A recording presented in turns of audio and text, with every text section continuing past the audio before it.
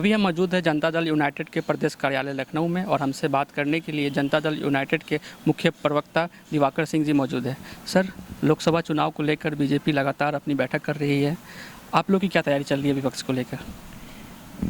विपक्षी एकता की जो तैयारी है उसमें सबसे बड़ी अहम बात यह है कि भारत के जो संविधानवादी शक्तियां हैं, पॉलिटिकल पार्टी, चाहे वो गांधीवादी हों, चाहे समाजवादी हों, चाहे मार्क्सवादी हों, चाहे अम्बेडकरवादी हों, जो संविधान के प्रति सम्मान रखते हैं, उनकी तैयारी हमेशा 24 घंटे 12 महीने चलती रहती है, क्योंकि हम लोग संघर्ष करने वाले हैं जन सरोकारों के साथ में, किसानों के साथ, मजदूरों के साथ में। अब जिनका संविधान से कोई वास्ता नहीं है वो चुनावी राजनीति करते हैं, तो हम लोगों की तैयारी चल रही है और सतत तैयारी चलने वाली है। विपक्षी दलों का जो गठबंधन है सर, उसे इंडिया का नाम दिया गया है, Indian national developmental inclusive alliance नाम दिया गया है। इस नाम पर विपक्ष बीजेपी कह रही है कि ये जो नाम है वो अंग्रेज़ों का द्वारा दिया गया है, इस पर आप ऐसे तो जब ब्रिटिश हुकूमत से भारत आज़ाद हुआ तो तमाम कानून या नियम या तमाम बातें भारत के संविधान में लिखा गया है, इंडिया दैट इज भारत। अगर जो इंडिया शब्द से परहेज कर रहा है वो स्पष्ट बता रहा है कि वो संविधान के विरोध में है।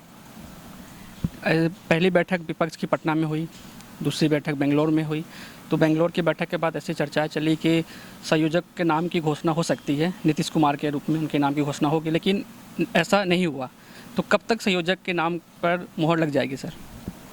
देखिए, 26 जो विपक्षी पार्टियां बेंगलोर में एकत्र हुई हैं, उसमें प्रधानमंत्री के उम्मीदवार या कैंडिडेट सभी पार्टियों में हैं, और हमारे माननीय नीतीश जी का जो संकल्प है, उनका एक ही संकल्प है कि जो भारत में मौजूदा सरकार है, जो संविधान विरोधी सरकार है, उसको बाहर करना है।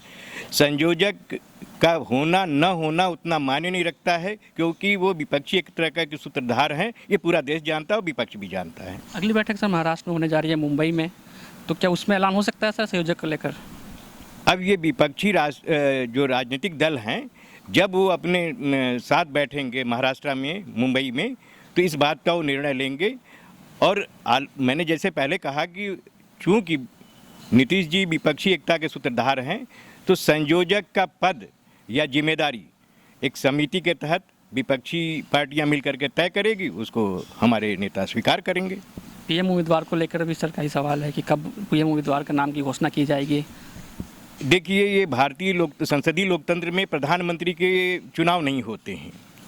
एक चेहरा का तो होता है। चेहरे का जरूर होता है। तो चेहरा हमारे जो माननीय नीतीश जी हैं, धर्मवाद, संप्रदायवाद, जातिवाद, परिवारवाद, भ्रष्टाचार और न्याय के साथ विकास का उनका चेहरा पूरे देश को मालूम है।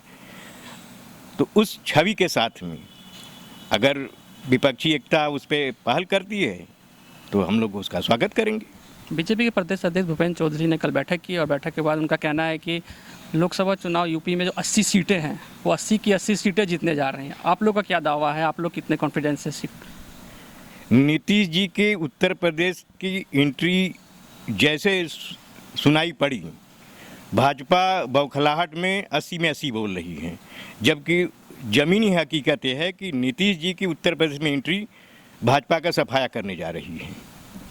तो अभी आपने सुना दिवाकर सिंह जी को, इनका साफ साफ कहना है कि विपक्षी दल मजबूती से एनडीए का सामना करेगी। कैमरा पर्सन मोनू के साथ मैं अजीत राय, RNI न्यूज़।